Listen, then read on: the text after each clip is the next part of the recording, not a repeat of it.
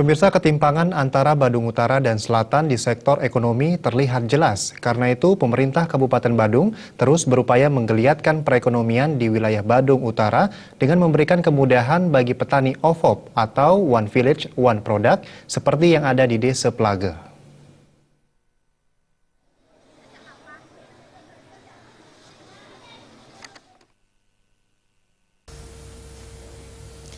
Petani di Badung Utara kini bisa tersenyum lebar. Pasalnya, asparagus yang dikembangkan di Desa Plage mulai dikenal kualitasnya. Selain itu, pemerintah Kabupaten Badung sangat mendukung upaya melalui bantuan pemberian bibit asparagus yang sudah dikembangkan di area tanah seluas 20 are di daerah itu.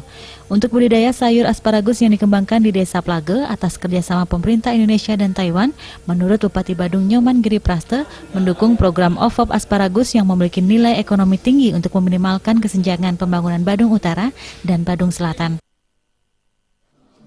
Itulah maka sekarang petani kami sudah bisa mandiri, termasuk ke pembibitan. Itu kita cari F1-nya di Amerika Serikat, dan kami akan melakukan pembibitan di Plage di sini.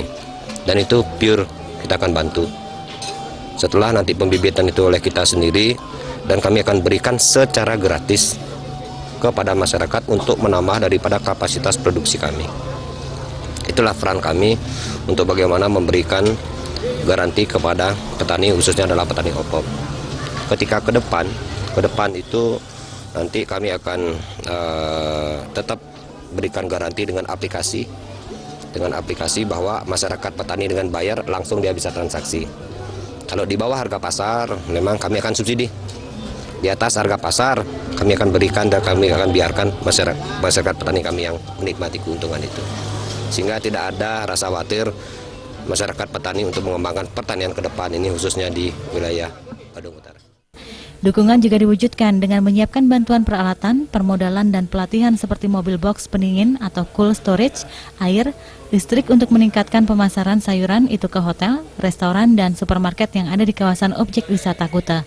Sedangkan produksi budidaya sayur yang akan terus dikembangkan sebagai ikon Kabupaten Badung yang juga akan berpengaruh terhadap hasil pertanian lainnya, diantaranya baby corn, baby buncis, terong ungu dan tomat. Rati Anggoro dan Indrawan.